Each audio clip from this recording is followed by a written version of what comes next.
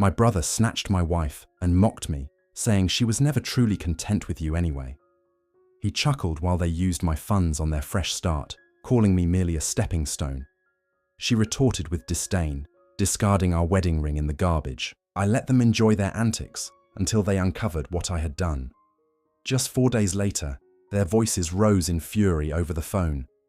I never anticipated I would be writing a post like this, but here I am at 2 a.m., tapping this out on my phone, while parked outside a Denny's. Life has a way of throwing unexpected challenges, but this one is a completely different level of chaos. It all commenced 3 months back, when my brother Fletcher returned home after his construction business flopped in Arizona. My wife Lori proposed we let him stay with us until he got back on his feet, and I agreed. He's my brother after all. Reflecting on it now, I should have sensed her eagerness to assist him. The first warning sign was so subtle, I nearly overlooked it. I came home early one day and found them laughing in the kitchen. Seemed normal enough, right? Except Lori abruptly ceased her laughter and distanced herself from Fletcher, as if caught in a bad act. Fletcher shot me a grin that twisted my stomach, while my mind told me I was just being paranoid. Then came the phone habits. Lori began bringing her phone everywhere, even to the bathroom, and angled her screen away while texting. I also noticed she had switched to a fingerprint lock rather than our shared passcode. We used to trust each other completely. One night, I woke up at 3 a.m. to find her missing from our bed. I stumbled upon her in the living room, hastily shutting her laptop as I entered. "Couldn't sleep," she murmured. Fletcher began finding excuses to be around whenever I was absent, claiming he was job hunting online while keeping Lori company. Ultimately, he landed a position at my workplace through my endorsement, and I've regretted that decision ever since. Curiously, he always seemed to have different shifts from me. The tipping point came last week when I checked our shared account to handle some bills. Half our savings, totaling $23,000, had vanished, transferred to another account over the last few months. When I confronted Lori, she actually laughed. "What did you expect, John?" she said, not even trying to conceal it. "Fletcher and I are leaving. He's actually going somewhere in life, unlike you. You were just a convenience." Then Fletcher strolled in, that same smirk plastered on his face as he said, "She was never happy with you anyway, bro. Thanks for the starter funds, though. We've got big plans." I stood there, watching my wife of 8 years gather her pre-packed bags. Guess those shopping trips weren't so innocent after all. She removed her wedding ring, the one we had chosen together from that little jewelry store downtown, and tossed it in the kitchen trash. "You were just a stepping stone," she sneered as she walked out. They likely expected me to explode or yell, maybe even to strike Fletcher. But I remained there, as calm as could be, observing their exit. Fletcher looked almost let down by my lack of fury. What they don't realize is that I've known for weeks and have been orchestrating my own plan. While they reveled in their little charade, I was quietly gathering evidence during my late night work shifts and setting the wheels in motion during my nights out. They think themselves clever, but they have no clue what's about to unfold. I won't lash out or plead. I'm not going to drown my sorrows in drink or vandalize their car, as they probably anticipate. No, I will do something far more satisfying, something that will make them regret ever considering me a fool.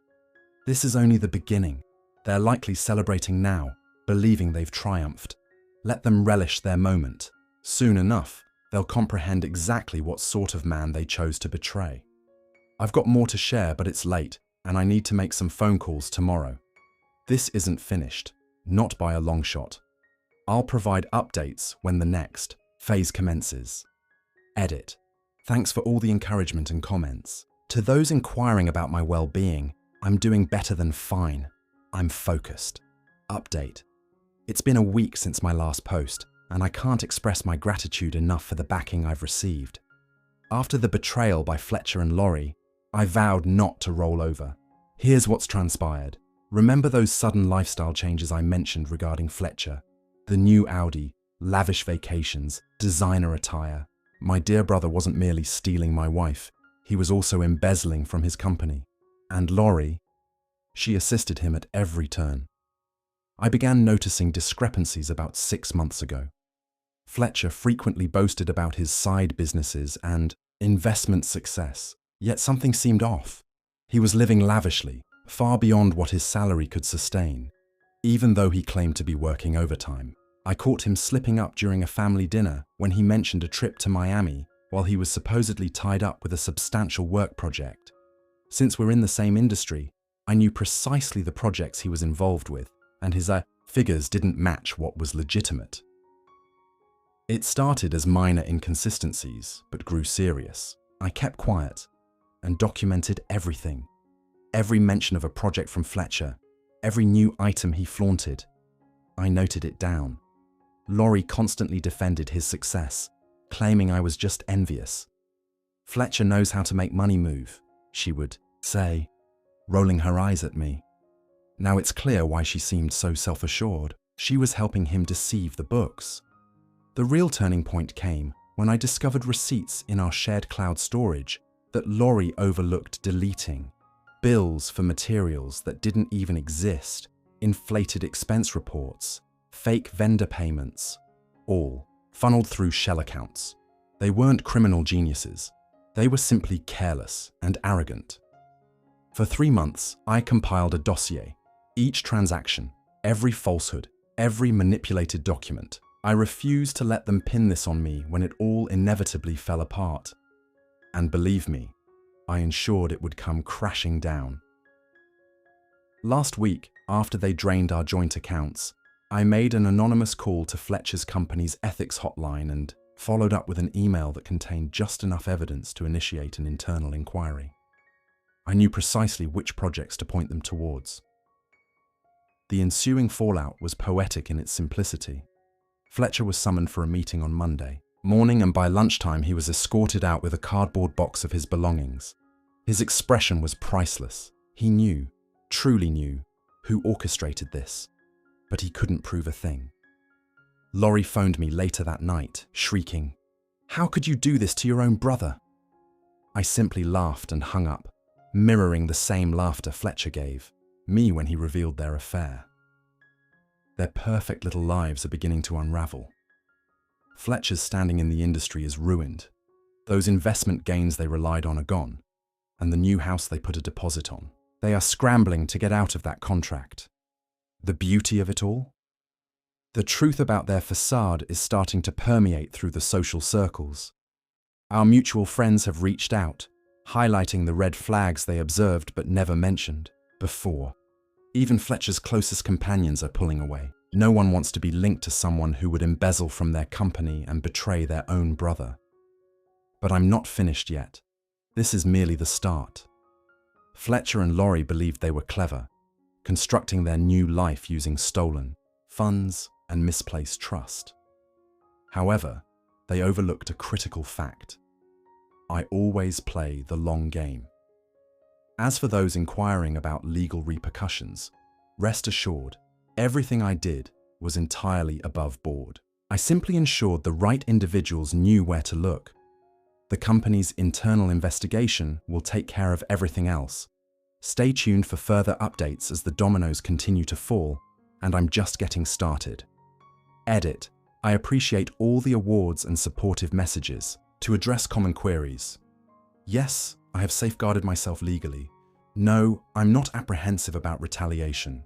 They're too preoccupied trying to salvage their own situation right now. And yes, there's more to unfold. They haven't hit rock bottom just yet. Update 2. It's been 2 weeks since the situation blew up, and I can't deny I'm relishing watching it all disintegrate. Quick summary for newcomers. My brother Fletcher and my wife Laurie betrayed me, made off with my money, and attempted to establish their ideal life together. Well, karma has been working overtime. Last Thursday began with my morning coffee being interrupted by a flood of notifications on my phone. Apparently, Fletcher and Laurie were engaged in an enormous shouting clash right on their front lawn. My neighbor Tanya, who kept me informed, sent over a video. There was Fletcher, still in his pajamas, screaming that they were utterly doomed, while Laurie tossed his clothes onto the yard, howling that he ruined everything and gave up a good life for this. The best part, all the neighbors were watching, some even recording the spectacle. Fletcher and Laurie were unaware as they aired their dirty laundry for the entire neighborhood to hear. Tanya informed me that Laurie was lamenting how Fletcher had promised her a better life, yet they could barely afford rent on their dismal apartment since he lost his job. Remember how they drained our joint account? Fletcher also took out loans using our family business's credit. Turns out, living the high life on stolen money only works if there's a steady income backing it. Now, without a job, those loan payments are suffocating them. They tried seeking assistance from our family, but that door slammed shut when I revealed proof of what they did. A cousin of mine sent me a recording of Fletcher pleading with our mother for money. The response from Mum was priceless. "You made your bed with my other son's wife, now lie in it." Classic. Last weekend was our annual family barbecue, and guess who wasn't extended an invitation? While I indulged in Mum's famous potato salad, Fletcher and Laurie were likely gnawing on ramen noodles in their apartment. Our Aunt Martha, who was always fond of Fletcher, approached me to say she was so sorry for not recognizing his true character sooner. The familial support has been overwhelmingly positive. It turns out blood isn't always thicker than water, especially when one betrays their own sibling. Laurie reached out through Instagram last week with, "John, can we talk?" I made a huge mistake. I left her on red. Afterwards, she began posting sorrowful quotes about regret and second chances on her story. Fletcher must have seen them because he launched a tirade on Facebook, denouncing her as ungrateful and likening her to her ex, meaning me. Very classy. To top it all off, they were forced to sell the new car they purchased with my money. I drove past them yesterday in my brand new Ford F-150, bought using funds from my recent promotion. Funny how concentrating on work rather than vengeance actually yields results. They were outside a payday loan place arguing. Fletcher appeared disheveled and unshaven, while Laurie's designer attire looked anything but fresh. Their relationship crumbles faster than a sandcastle at high tide. Tanya informed me they've been bickering every night, reportedly because Laurie discovered Fletcher messaging his ex on WhatsApp, likely hunting for his next upgrade. The irony is almost comical, if it weren't so pitiful. I heard through the grapevine that Laurie has been inquiring about job opportunities. Her dreams as an Instagram influencer aren't covering the bills. Shocking, isn't it? Fletcher has increased his drinking habits, according to my cousin, who spotted him at a local bar drowning his sorrows, complaining about how life's unfair. The most satisfying revenge? I didn't have to lift a finger. I merely watched them implode. Well, perhaps I nudged karma along a little by ensuring everyone knew the truth, but they executed most of the self-destruction themselves. Tomorrow, they'll meet with the bank about their overdue loans. I know this because Fletcher drunkenly texted me at 2 a.m., vacillating between threats and pleas for assistance. I didn't respond. Some bridges aren't worth restoring. I'll share more soon. Something tells me this house of cards isn't done collapsing yet. Edit. To clarify, no, I won't be helping them. Just this once, actions carry consequences, and they are finally facing theirs. Final update. It's been roughly a month since my last post, and wow, things have plunged to rock bottom for Fletcher and Laurie. I genuinely didn't foresee it spiraling this far, but here we are. Let me start with last Tuesday. I was enjoying coffee at that small cafe near our old neighborhood when I ran into my cousin Sarah. She informed me that Fletcher had been calling everyone in our family, desperately trying to borrow money. Apparently, they are 3 months behind on their rent for their upscale apartment, and the landlord is threatening eviction. The most amusing part, they can't even afford to move out. The karma train isn't done yet. Remember how Laurie always boasted about her excellent job prospects? Well, her workplace caught wind of her involvement in Fletcher's embezzlement from his prior company. No criminal repercussions, but gossip travels fast in our small town. She's been downgraded to entry-level work, and her anticipated promotion has vanished. Fletcher showed up at my doorstep last week, completely inebriated, a complete wreck, unshaven in the same rumpled polo shirt I had seen him wearing at Mum's place days prior. "John, you have to help me out," he slurred. "Just a few grand to get back on our feet. I'm your brother." I merely stood there, watching him sway on my porch. "Remember what you told me when you took my wife? She was never happy with you anyway. How's that happiness holding up now?" He attempted to pull the family card, crying about how Mum was worried sick about him, the same mother he'd been dodging since his betrayal. I closed the door in his face.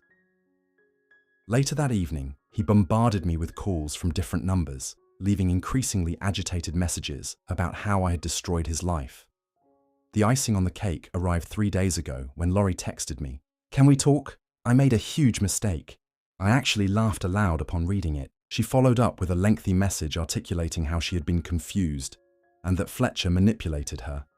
Classic Laurie, never taking responsibility. I replied with a single image of her tossing our wedding band into the trash while declaring, "I was just a stepping stone." My phone lit up with notifications. First came the crying emojis, then frantic apologies, concluding with, "John, this isn't you." "Well, no, Laurie. This is precisely who I am, the person you misjudged." Yesterday, I received word from my aunt that they had an explosive argument in the parking lot of Walmart. Fletcher was hollering that Laurie ruined everything by splurging their savings on luxury handbags and vacations when they should have been laying low. Laurie retaliated, flinging objects from her purse at him, claiming he had promised her a better life than she had with me. Quite classy. They attempted to control the damage on Facebook, posting about battling through the storms together and fighting against those who want to see them fail. No one is buying it. Their relationship status has been modified to "it's complicated." This morning, Mum called me. Fletcher is now crashing on her couch. Laurie changed the locks on their apartment and is reportedly swiping on Tinder, telling people she's separated. Meanwhile, Fletcher is drowning himself in drink and lamenting to anyone who will listen how he had it all before Laurie came along. The best part of all this? I barely lifted a finger. I merely sat back and observed them self-destruct. Their web of deceit, embezzled money, and betrayal all crumbled on its own. You truly reap what you sow. I am thriving, having received a promotion last month, hitting the gym regularly and seeing someone new. She's wonderful, genuine, diligent, and, most importantly, hasn't ever met my brother. Life can be humorous at times. Roughly a year ago, I thought losing Laurie was the worst thing that could happen to me. Now I realize it was the best. They wanted to exploit me as a stepping stone, but instead, I became the rock they shattered themselves against. Fletcher and Laurie believed they were penning a great love story, yet they are merely living a cautionary tale about karma while I'm enjoying the view from higher ground. Edit. Thank you all for the support throughout this journey. For anyone asking, no, I won't help them back to their feet. Some bridges remain burned.